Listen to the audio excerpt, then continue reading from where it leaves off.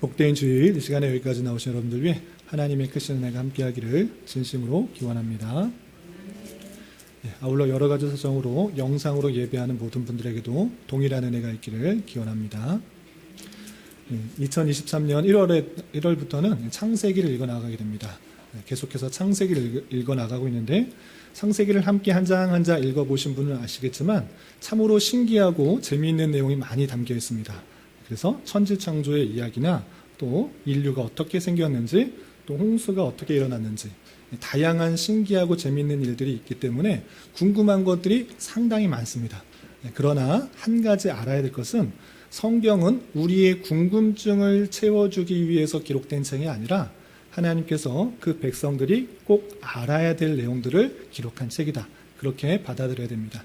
그래서 창조가 어떻게 됐고 구체적으로 어떤 방식으로 됐을까 상당히 궁금하고 하나님께서 말씀으로 명하여서 창조하셨다라고 했을 때 그 말씀은 도대체 어떤 것인가?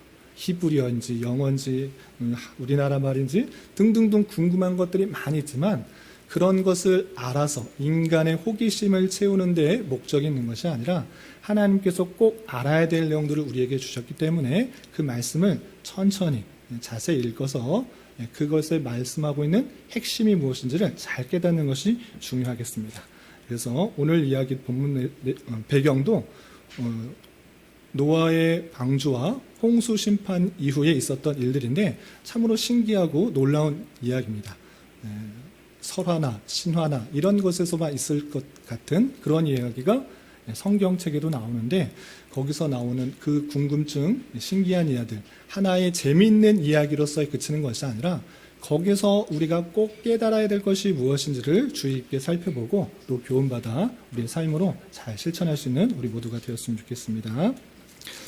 창세기의 개요를 잠깐 설명하고 오늘 배경을 이해한 후에 오늘 본문인 창세기 8장의 내용을 좀 살펴보도록 하겠습니다. 지난주에도 말씀드렸다시피 창세기의 주제는 하나님께서 우주 만물을 지으신 창조주요 주관자이시며 불순종한 인간을 구원할 유일한 구원자이심을 보여주는 그런 책이다라고 이해하시면 되겠습니다. 우리의 지적 호기심, 여러 가지 궁금증을 채워주는 그런 책이 아니라 천지를 창조하시고 주관하시고 구원해 주신 분이 하나님이시다. 이것을 계속적으로 창세기를 통해서 이어나가고 있는 그 말씀을 잘 붙들고 읽어나가야 될 것입니다. 그리고 창세기는 50장까지 길게 되어 있는데 좀 이해를 돕기 위해서 두 부분을 나누면 1장과 11장에서는 천지와 인간이 어떻게 창조되고 어떤 역사로서 나타났는지, 그리고 12장부터 마지막 50장까지는 족장시대의 어떤 인물들을 통해서 그 구원의 계시가 또 이어지고 있는지를 잘 보여주고 있습니다. 크게 두 부분을 이해하시면 되고 세부적으로 이해하시면 보시는 바와 같이 또 더 족장들을 나눠서 이해할 수 있겠습니다.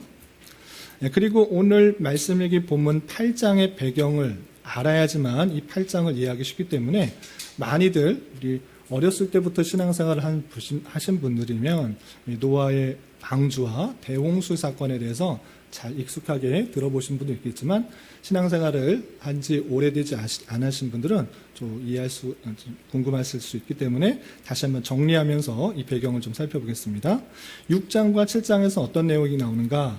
사람들의 죄악이 너무나 관영하기 때문에 심판하시겠다라는 그런 내용이 나오고 그것을 홍수로서 심판하는 내용이 나옵니다. 조금 구체적으로 설명하면 6장 5절부터 7절까지는 사람의 죄악이 너무나 심하고 세상에 가득하고 그 마음으로 생각하는 모든 계획이 항상 악할 뿐임을 하나님께서 보신 것입니다. 그래서 온 땅이 하나님 앞에 부패하여서 포악함이 가득했기 때문에 그것을 안타깝게 여기시고 물로서 심판하시겠다라는 말씀을 하십니다.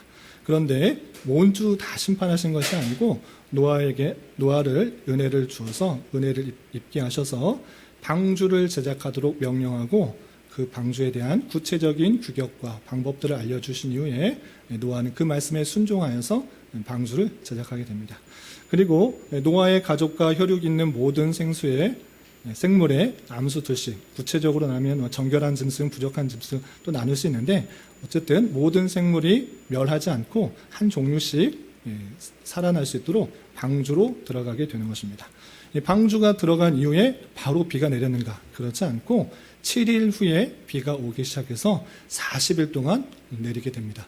우리나라 장마도 뭐 일주일 동안 내리면 아주 막 곳곳에서 물난리가 나는데 40일 동안 내렸던 것입니다. 어떻게 그렇게 많은 비가 내릴 수 있습니까? 라고 할 때 성경에서는 하늘의 창문들이 열리고 기품의 샘이 터졌다라고 그렇게 표현하고 있습니다.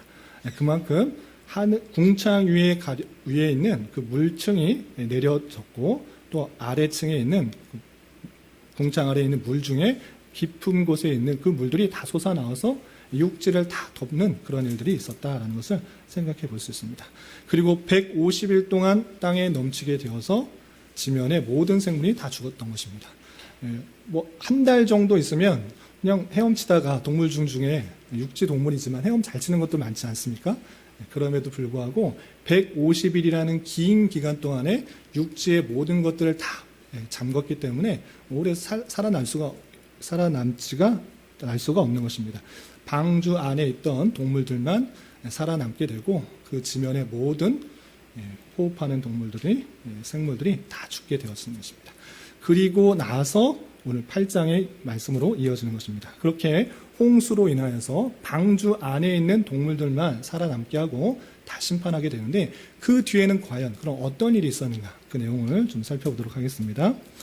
1절에서 보면 이제 150일 동안 물이 가득하여서 육지를 완전히 잠겼는데 점차 물이 줄게 돼서 땅이 드러나도록 하셨습니다. 우리 1절 하나님께서 어떻게 물이 줄게 하셨는지 말씀을 읽어보도록 하겠습니다. 시작.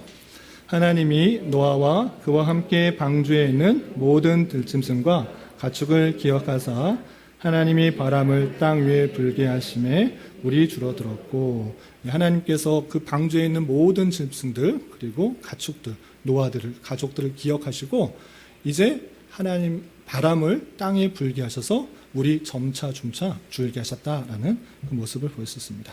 이렇게 하나님께서는 그 택하신 백성을 기억하셔서 계속적으로 방주에서 살게 하신 것이 아니라 다시 육지에서 살 수 있도록 물이 줄어들게 하신 것입니다.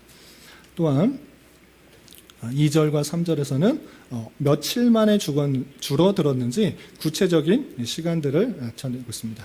노아의 방주 사건을 천천히 읽어보시면 아시겠지만 노아는 그 모든 일들을 구체적인 수치로서 말하고 있습니다. 며칠 뒤에 며칠 뒤에 며칠. 그냥 단순히 이것이 그냥 이야기로 그치는 것이 아니라 확실한 일들이고 그것을 구체적으로 살피기 위해서 노아는 그 일들을 구체적으로 표현하고 있는 것을 볼 수 있습니다. 2절, 3절 계속 한번 읽어보겠습니다. 시작. 기품의 샘과 하늘의 창문이 닫히고 하늘에서 비가 그침에 물이 땅에서 물러가고 점점 물러가서 150일 후에 줄어들고 하늘의 창문도 닫히고 비가 그치고 이제 땅에서 물이 점점 빠지게 되는 것입니다.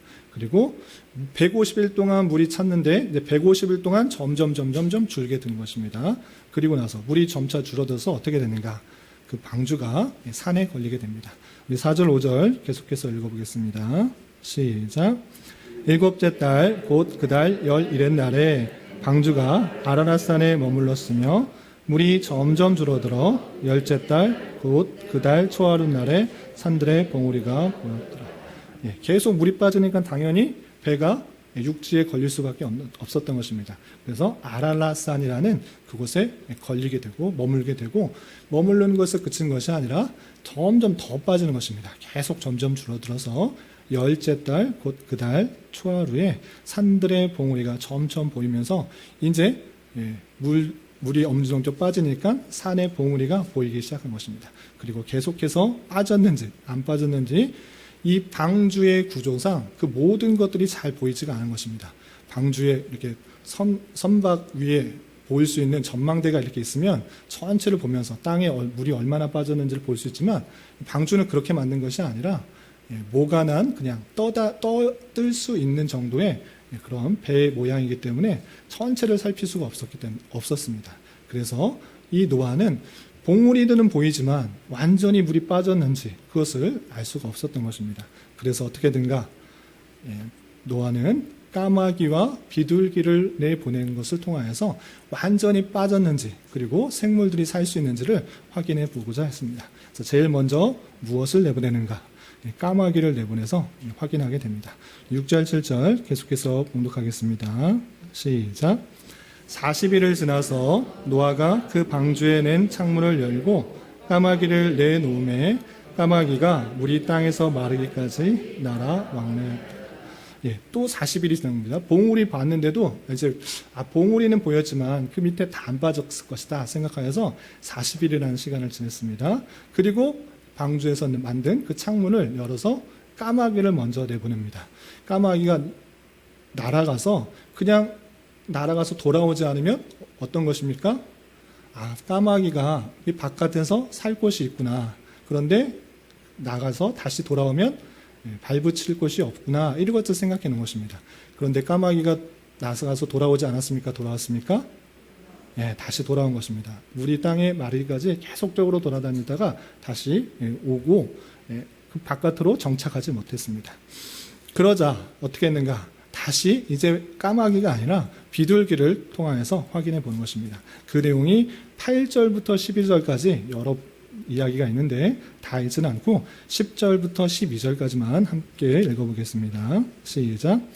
또 7일을 기다려 다시 비둘기를 방주에서 내놓음에 저녁 때에 비둘기가 그에게로 돌아왔는데 그 입에 감람나무 새 잎사귀가 있는지라. 이에 노아가 땅에 물이 줄어든 줄을 알았으며 또 7일을 기다려 비둘기를 내놓음에 다시는 그에게로 돌아오지 아니하였더라. 맨 처음엔 비둘기도 그냥 돌아왔어요. 날아다니다가 이제 밤새울 곳이 없구나 생각해서 돌아왔는데 아직 때가 아니다 생각해서 또 7일을 지난 것입니다. 7일 지나서 비둘기를 내놓았는데 무엇을 가져왔습니까? 감람나무 새 잎사귀. 이제 감람나무가 이제 자라고 새 잎사귀가 열리는구나. 이렇게 생겨서 이제 나무가 어느 정도 자랄 정도가 됐구나라고 생각했습니다. 그리고 그래도 아직 때가 안 됐다 생각해서 7일을 기다렸습니다. 이제 7일 지나서 비둘기를 내놓았더니 어떻게 됐습니까? 비둘기가 돌아오지 않았습니다.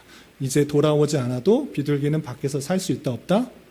살 수 있기 때문에 굳이 그 동물들 많은 그곳에 돌아올 필요가 없었던 것입니다. 그래서 비둘기가 돌아오지 않고 밖에서 살게 된 것입니다.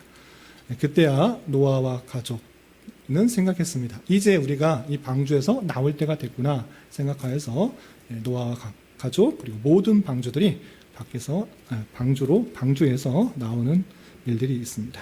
그래서 내용이 13절부터 19절까지인데 다 읽진 않고 15절부터 19절까지 말씀 같이 한번 읽어보겠습니다. 시작. 하나님이 노아에게 말씀하여 이르시되 너는 내 아내와 내 아들들과 내 며느리 함께 방주에서 나오고 너와 함께한 모든 혈육 있는 생물 곧 새와 가축과 땅에 기는 모든 것을 다 이끌어내라. 이것들이 땅에서 생육하고 땅에서 번성하리라 하시매 노아가 그 아들들과 그의 아내와 그 며리들과 함께 나왔고 땅 위의 동물 곧 모든 짐승과 모든 기는 것과 모든 새도 그 종류대로 방주에서 나와.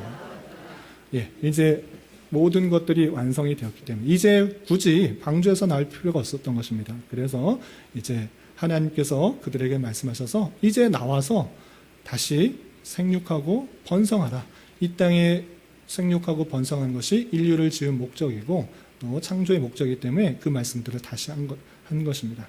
그 말씀을 따라 노아는 그의 아들들과 그의 아내와 며느리들과 함께 나왔고 또 동물들과 또 기는 것, 새 종류대로 다 나와서 육지에 나오게 된 것입니다. 그렇다면 노아가 방주에서 나와서 제일 먼저 한 것이 무엇일까? 보통 사람 같으면 이제 나 혼자 사는 것이니까 좋은 집을 만들어 놓고 내가 잘 살 수 있는 그런 땅을 찾아봐야겠다. 좋은 땅을 찾았고 좋은 집을 만들기 위해서 눈을 뜬 것이 아니라 노아는 하나님 앞에 감사함으로 제사를 드리는 장면이 나오는 것입니다. 그래서 제일 먼저 노아는 제단을 쌓고 번제를 드립니다. 20절 말씀 계속해서 읽어보겠습니다. 시작. 노아가 여호와께 제단을 쌓고 모든 정결한 짐승과 모든 정결한 새 중에서 제물을 취하여 번제로 제단에 드렸더니 예, 그 모든 것들이 하나님의 통치요 하나님의 심판이요 하나님께서 이루어 주신 구원인 줄 알아. 내가 하나님의 은혜로서 구원받았다는 사실을 알아. 하나님 앞에 제일 먼저 제단을 쌓고 또 정결한 새를 취하여서 번제로 태워드리는 제사로 하나님께 감사를 드렸던 것입니다. 그랬더니 하나님께서 그 제사를 기쁘시게 받으시고 다시 한번 그들에게 약속을 이렇게 해주십니다. 우리 21절 하나님께서 어떻게 받으셨는지 계속해서 읽어보겠습니다. 시작. 여호와께서 그 향기를 받으시고 그 중심에 이르시되 내가 다시는 사람으로 말미암아 땅을 저주하지 아니하리니 이는 내가 전에 행한 것 같이 모든 생물을 다시 멸하지 아니하리라. 하나님께서 번제를 드려서 그것을 흠양하시고 그 제사를 기쁘게 받으시고 하나님께서 약속을 해주신 것입니다. 내가 다시는 사람으로 말미암아 땅을 저주하지 않겠다. 사람 때문에 땅을 완전히 심판하지 않겠다. 어떤 방법으로? 전에 행하던 것 같이, 전에 행한 것 같이, 물로 심판한 것 같이 그렇게 물로써 모든 생물을 다시 멸하지 않으시겠다. 이렇게 말씀하시고 있는 것입니다. 그리고 21절이 이게 잘못되어 있죠? 예, 성경이 제가 잘못 옮긴 것 같아요. 8장 21절을 보면 이렇게 되어 있습니다. 여호와께서 그 향기를 받으시고 그 중심에 이르시되 자기가 갖고 있는 성경을 봐주십시오. 제가 스크린에 잘못 옮긴 것 같습니다. 자기 갖고 있는 성경을 보십시오. 여호와께서 그 향기를 받으시고 중심에 이르시되 내가 다시는 사람으로 말미암아 땅을 저주하지 아니하리니 라고 했는데 거기서 끝났는데 여기서 뒤에 말씀이 있습니다. 어떻게 말씀하셨습니까? 왜냐하면 사람의 마음이 계획하는 바가 어려서부터 악합니다. 내가 전에 행하던 것 같이 모든 생물을 다시 멸하지 아니하리니 이렇게 표현하고 있습니다.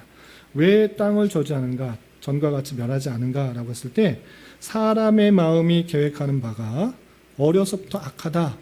이제 심판을 받았기 때문에 이제 그 남아있는 사람들은 착한 마음을 가질 거다. 이제 심판이 두려워서 이제 선한 마음을 가지고 하나님의 말씀에 순종하는 그런 모습 가운데 살 것이다 라고 표현하지 않고 사람은 아담의 죄로 말미암아 부패하고 타락했기 때문에 하나님의 은혜 없이는 스스로 선한 것이 일어나지 않는다.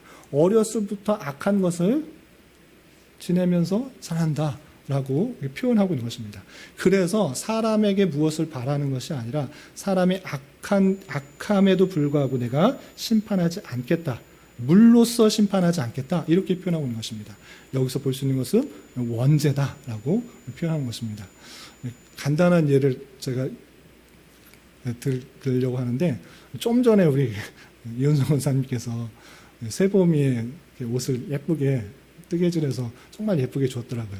근데 세보미는 좀 그냥 안경만 있잖아요. 지금 뭐 한 살도 안 됐으니까. 그러니까 그 선물을 누구에게 주겠어요? 그 옆에 있는 건우한테 줬어요.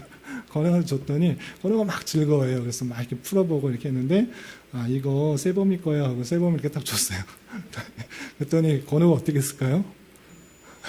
건우가 막 질투하더라고요. 막 네, 너무 그 모습도 귀엽지만 누구나 그런 거예요. 어려서는 착하다, 어려는 선하다 그런 것이 아니고 그 사랑이 남에게 간 것을 질투하는 거예요. 어려서는 선한 것이 아니라 아담의 타락으로 말미암아 모든 사람은 자기의 기쁨과 자기의 즐거움과 자기의 욕심에 따라 살아가는 존재이다. 인간이 행하는 그 모습 가운데 내가 그냥 심판한다고 그러면 살아남을 사람이 없다라는 것입니다. 어려서부터 생각하는 것이 다 악하다. 누구는 착하고 누구는 선하다. 이것이 아니고 인간은 다 부패하고 타락했다. 그러므로 말미암아 내가 다시는 전과 같이 물로 심판하지 않겠다라고 말씀을 하시고 있는 것입니다. 한번 이렇게 심판했기 때문에 그리고 그 모습들이 변하지 않기 때문에 여전히 우리 안에 있는 부패와 타락이 있는 것을 알아 다시 전에 행한 것 같이 모든 생물을 면하지 않겠다라고 약속을 해 주신 것입니다. 그리고 22절 마지막 절에는 홍수 이후에 바뀐 그런 상황 속에서도 하나님께서 그 모든 것들을 주관하시고 섭리하시고 다스리시겠다 이렇게 말씀해 주십니다. 8장 22절 마지막으로 함께 봉독하겠습니다. 시작. 땅이 있을 동안에는 심음과 거둠과 추위와 더위와 여름과 겨울과 낮과 밤이 쉬지 아니하리라. 노아의 그 방주와 홍수 사건 이후로 이 지구라는 그 환경이 완전히 바뀌었습니다. 여러 가지 많은 것들이 바뀌게 되는데 그 내용을 다 설명하기는 시간이 좀 제한이 되고, 핵심적인 것은 무엇이냐? 그 바뀐 그런 상황 속에서도 하나님께서 그것을 주관하시고 있다라는 것입니다. 쉬지 아니할 것이다라는 것은 하나님의 의도와 하나님의 뜻과 하나님의 섭리가 포함되어 있는 그런 선언인 것입니다. 변화된 그런 지구의 환경 속에서 심음, 거둠, 추위, 더위, 여름, 겨울과 낮과 밤이 쉬지 않게 하나님께서 계속적으로 주관하실 것이라는 하나님의 섭리를 선언하고 있는 말씀을 오늘 살펴볼 수 있습니다. 이렇게 대홍수 심판의 이후에 하나님께서 그를 육지로 내리시고 다시 한번 약속하시는 그 내용을 통해서 우리가 깨달을 수 있는 것이, 교훈받을 수 있는 것이 무엇인지 좀 살펴보도록 하겠습니다. 여러 가지 것들이지만 세 가지로 정리했습니다. 첫 번째, 하나님께서 물을 줄어들게 하신 이유가 무엇인가를 좀 생각해 봤으면 좋겠습니다. 하나님께서 물을 줄어들게 하신 이유가 무엇이라고 설명되어 있습니까? 8장 1절에 노아와 그와 함께 방주에 있는 모든 들짐승과 가축을 기억하사, 기억하셔서 그것을 줄어들게 하셨다라고 표현하고 있는 것입니다.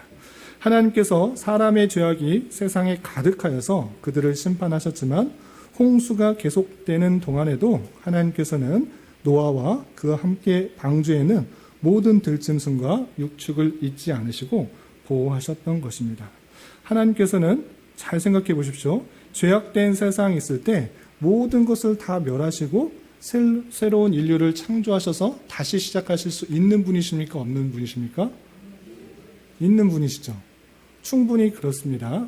노아가 다른 사람들은 다 악한데 이 사람은 완전한 선이다, 흠이 하나도 없다, 이것을 말하는 것이 아니라 하나님께 은혜를 입어 어느 정도 경건한 모습을 가지려고 했던 그런 사람일 뿐이지, 그 노아는 완전 하나도 악이 없는, 태어날 때부터 지금까지 한 번도 죄를 짓지 않은 사람이다, 이것을 말하는 것은 아닙니다.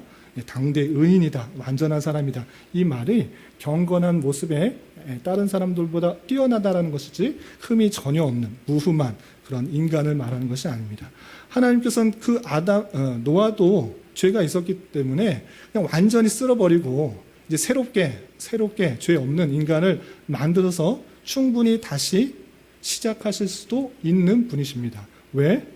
하나님께서는 천지를 무에서 유로 만드시는 능력이 있으신 분이기 때문에 그냥 심판하시고 새롭게 인류를 창조하실 수 있으신 분임에도 불구하고 그렇게 하지 않으신 것입니다.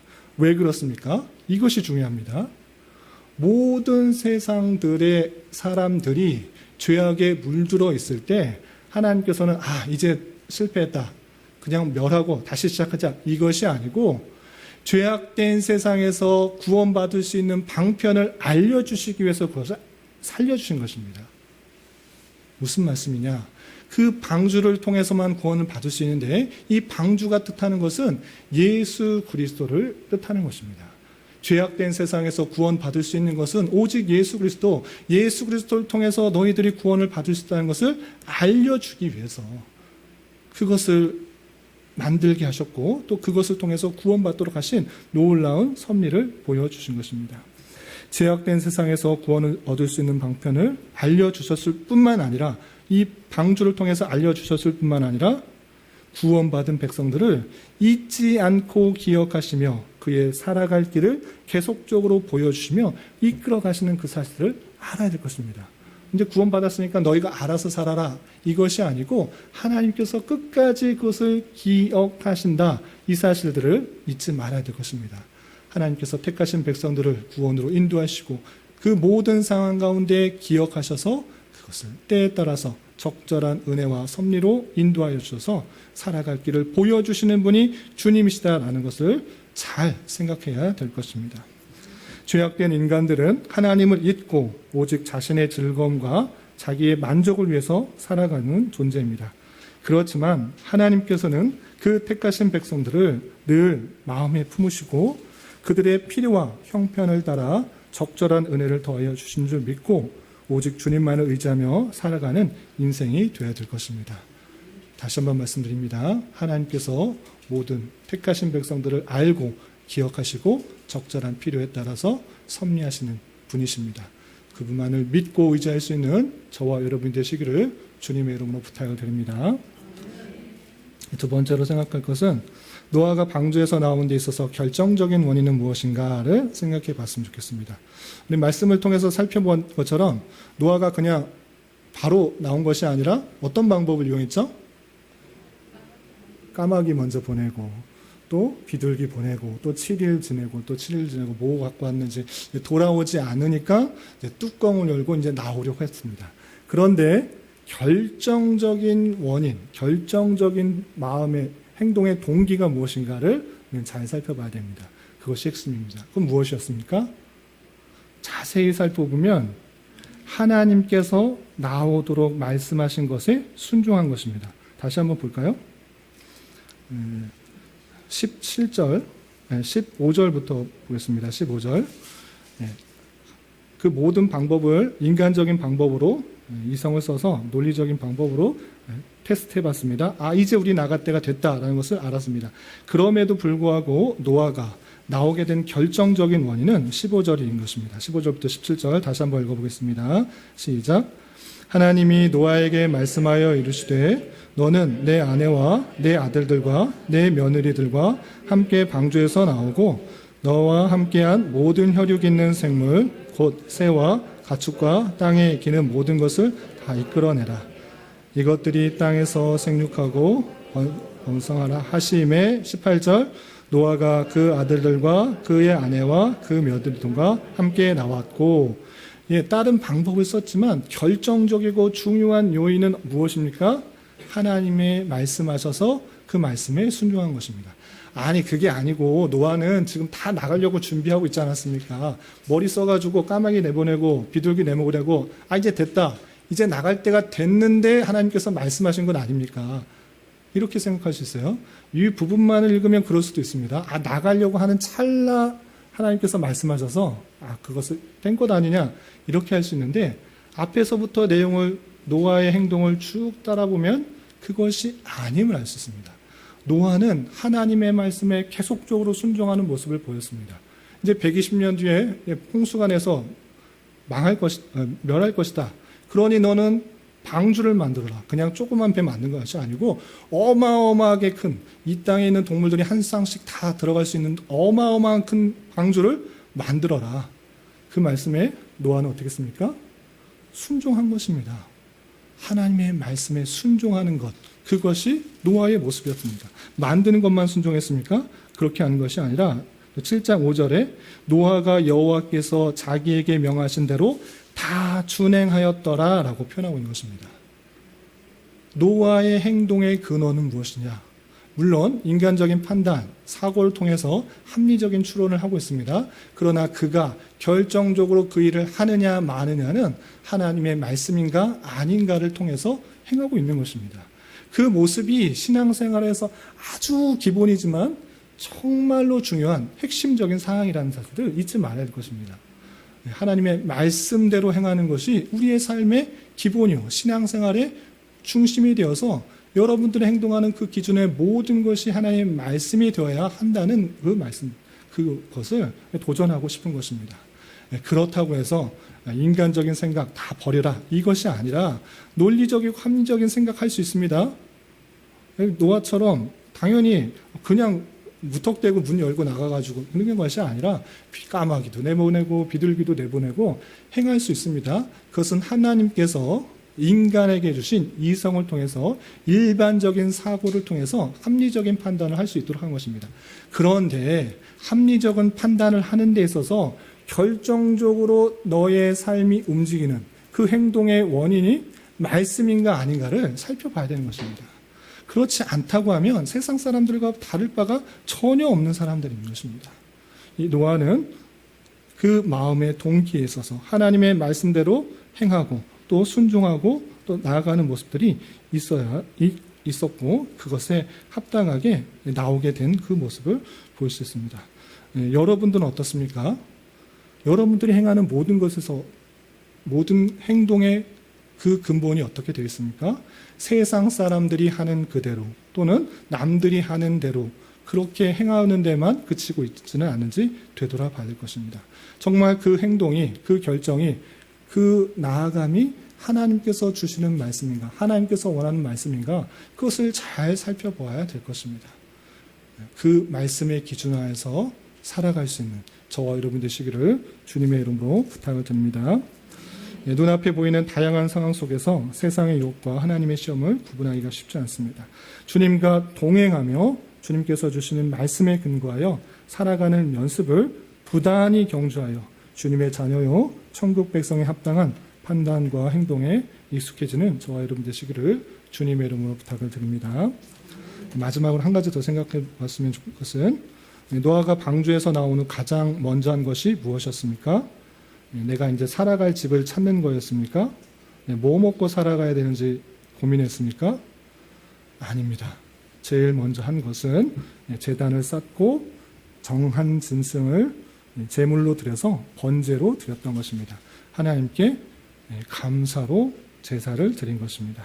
그리고 하나님께서는 그것을 기쁘시게 받으시고 다시 한번 사람에게 약속을 하십니다.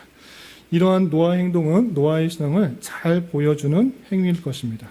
그는 구원받은 것이 자신의 열심과 자신의 노력, 자신의 수고로 열심히 방주를 만들었기 때문에 내가 살았다라고 생각하지 않았습니다.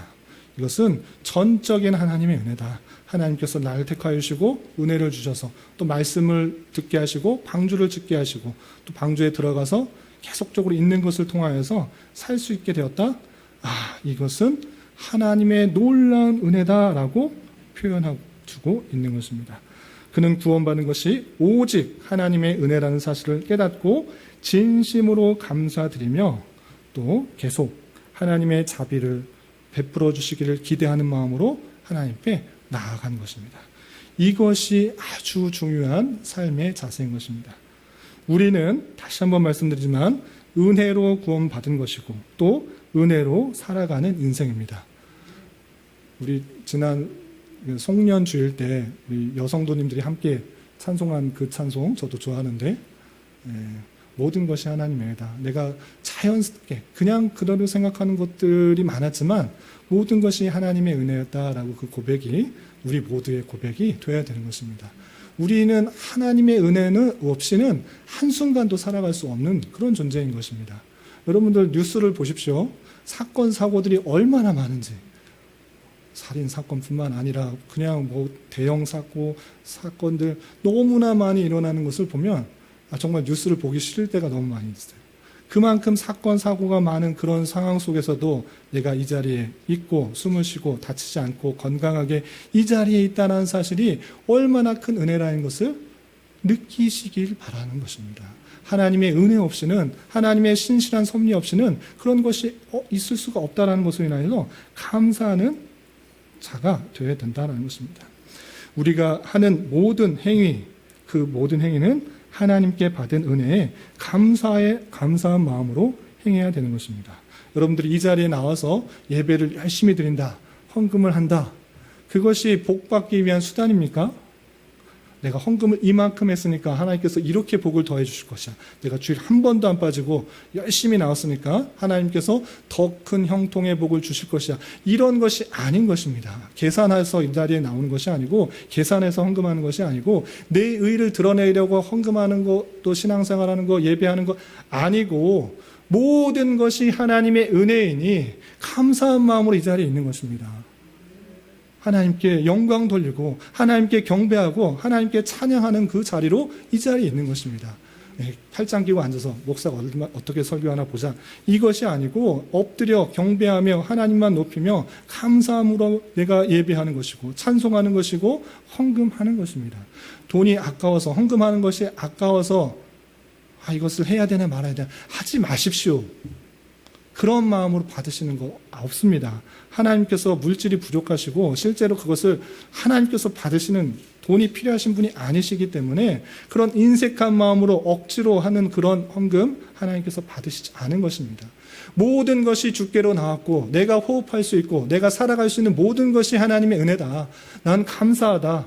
내가 갖고 있는 모든 것이 하나님의 주신 것이므로 내가 그것을 고백하는 마음으로 나는 헌금하는 것이고 예배하는 것이고 찬송하는 것이고 봉사하는 것이 되어야 된다는 것입니다. 열심히 신앙생활하면 항상 잘못된 경우가 하나씩 등장하는데 그건 무엇이냐? 열심히 신앙생활하는 것이 내 의로 드러날 수 있다는 것입니다. 난 주일도 빠지지 않고 헌금도 빠지지 않고 수요일, 금요일, 새벽 빠지지 않고 나왔다. 그런데 저 장로는, 저 권사는, 저 집사는, 저 사람은 한 번도 나오지 않고 저 뭐 하는 거냐? 어떻게 그럴 수 있느냐? 남과 비교하며 평가하며 저렇게 손가락질하는 경우인데 그렇게 하면 안 된다는 것입니다. 그것이 내 의를 드러내는 수단인 것이 아니라 감사함의 표현, 즐거움의 표현, 이것이 하나님께 받은 것의 표현인 줄 알아. 기쁜 마음으로 섬기고 봉사하고 수요 성경구나 금요 기도회나 새벽이나 어떤 것을 하든지 기쁨과 감사로 그것을 감당해야 되는 것입니다. 내 의를 드러내는 수단이 전혀 되면 안 되고 하나님께 감사함으로 모든 것이 행해지는 그런 일들이 되어야 될 것입니다. 또한 우리가 처해진 위치, 신앙생활의 모습이 아닐지라도 주일이나 수요일이나 이런 모습이 아니라 우리가 처해져는 일상적인 평일에 처해진 위치에서 우리 몸을 하나님께서 기뻐하시는 산 제물로 드리는 영적 예배로 드려야 할 것이고 그것을 통해서 우리를 통해서 하나님의 선한 일들이 잘 드러나고 하나님의 역사들이 드러나기를 힘써야 될 것입니다. 2023년 새해가 밝았습니다. 우리가 이미 받은 은혜가 무엇인지를 되돌아보며 다른 모든 것들이 없을지라도 하나님을 깨닫고 구원받았다. 그 은혜가 정말 크고 귀한 줄 알아 감사 찬송하며 주님께 더욱더 감사하는 예배와 봉사와 헌신의 삶을 살아갈 수 있어야 될 것입니다.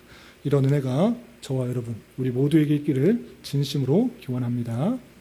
기도하겠습니다. 하나님 아버지 감사합니다. 오늘 말씀을 통하여 홍수 심판 이후 노아가 새로 받은 기회가 무엇인지 살펴보았습니다. 이런 말씀을 대하는 자로서 하나님께서 그 택하신 백성을 잊지 않고 늘 기억하고 계시며 때에 따라 필요한 은혜를 더하여 주시는 줄 믿고 오직 하나님만을 의지하며 살아가는 자 되게 하여 주시고 내 생각과 판단에 의해서만 살아가는 것이 아니라 주님과 동행하며 주님께서 말씀하신 것을 잘 순종하며 살아가는 인생 되게 하여 주시고 이미 받은 크신 은혜를 기억하며 우리에게 주어진 모든 자리에서 감사함으로 여러 가지 것들을 잘 감당할 수 있도록 은혜를 더하여 주시옵소서. 예수님의 이름으로 기도 올리옵나이다. 아멘.